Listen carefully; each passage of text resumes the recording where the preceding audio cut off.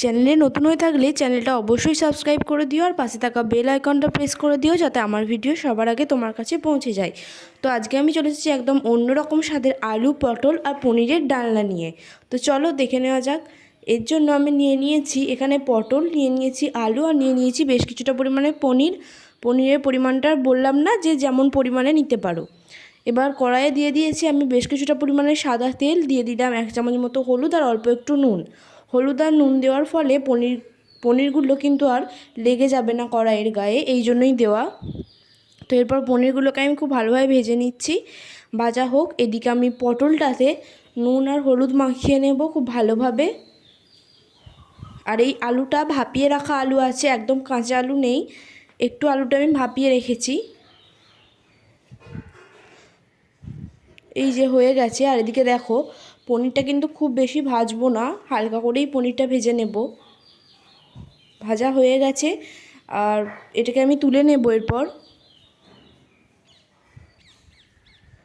পনিরটা কিন্তু খুব সুন্দরভাবে ভাজা হয়েছে নুন আর হলুদ দেওয়ার ফলে।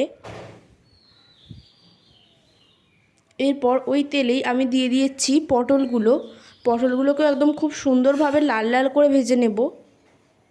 পটলটা ভাজা হোক, এদিকে আমি এই রান্নাটা করার জন্য একটা পেস্ট প্রয়োজন, সেটা তৈরি করে নিই চলো। তো তার জন্য আমি এখানে মিক্সিতে নিয়ে নিলাম কয়েকটা চারমগজ, নিয়ে নিলাম এখানে কয়েক টুকরো আদা, দিলাম 2টো লঙ্কা আর দিয়ে দেব বেশ কিছুটা পরিমাণে টমেটো। এরপর দিয়ে দিলাম 1 চামচ মতো পোস্ত। এটাকে আমি খুব ভালোভাবে পেস্ট করে নেব, জল দিইনি, জল ছাড়াই পেস্ট করেছি। আর এদিকে দেখো পটলগুলো ভাজা হয়ে গেছে, পটলগুলো তুলে নিচ্ছি। আর এই যে পেস্ট রেডি আমাদের।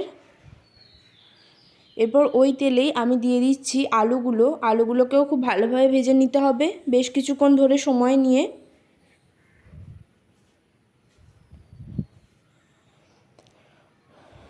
আলুগুলো ভাজা হয়ে গেলে আমি এইভাবে তুলে নেব, তেলটা একদম ছেঁকে তুলে রাখবো। এরপর কড়াইয়ে দিয়ে দিলাম লবঙ্গ, এলাচ, দারচিনি একসাথে, দিয়ে দিলাম কয়েকটা তেজপাতা। একটু এটাকে ভেজে নেব যতক্ষণ না একটা সুন্দর গন্ধ আসছে এটা থেকে। একটা সুন্দর গন্ধ এলেই এতে আমি দিয়ে দিচ্ছি 1 চামচ মতো হিং দিলে গন্ধটা কিন্তু খুব সুন্দর হয়, তার জন্যই হিং দেওয়া। এরপর দিয়ে দিলাম একটা কাঁচা লঙ্কা চিড়ে। এরপর যে পেস্টটা তৈরি করেছিলাম টমেটোমের, সেই পেস্টটা আমি দিয়ে দিলাম, একটু মিশিয়ে নিলাম পুরো মশলাটা। এরপর এতে দিয়ে দিলাম 1 চামচ মতো জিরে গুঁড়ো, দিয়ে দিলাম 1 চামচ মতো হলুদ গুঁড়ো, দিয়ে দিলাম পরিমাণ মতো নুন আর দিয়ে দেবো পরিমাণ মতো চিনি। এরপর সমস্ত উপকরণগুলোকে খুব ভালোভাবে মিশিয়ে নেব। দিয়ে দিলাম 1 চামচ মতো কাশ্মীরি লঙ্কা গুঁড়ো কালারের জন্য। এরপর সমস্ত উপকরণগুলোকে খুব ভালোভাবে মিশিয়ে নিচ্ছি। এটাকে একটু কষা পর্যন্ত অপেক্ষা করতে হবে আর খুব ভালোভাবে কষিয়ে নিতে হবে। যখন এটা থেকে একটু তেল ছেড়ে আসবে দিয়ে দেব আমি পটল আর আলুগুলোর সাথে এই মশলাটাকে খুব ভালোভাবে মিশিয়ে নিতে হবে।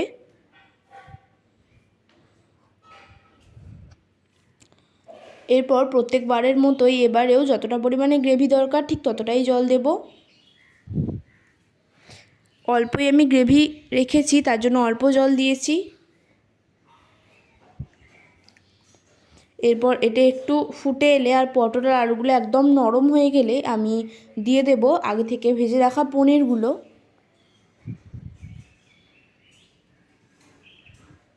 এরপর পনির দিয়ে মোটামুটি 5 থেকে 6 মিনিট এটাকে আরও একবার ফুটতে দিতে হবে।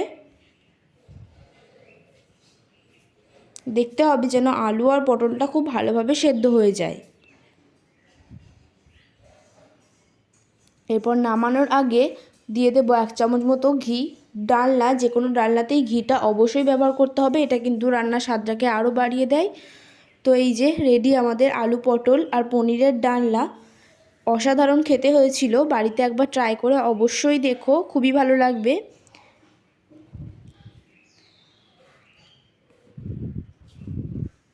ভিডিওটা ভালো লাগলে অবশ্যই একটা লাইক করে দিও।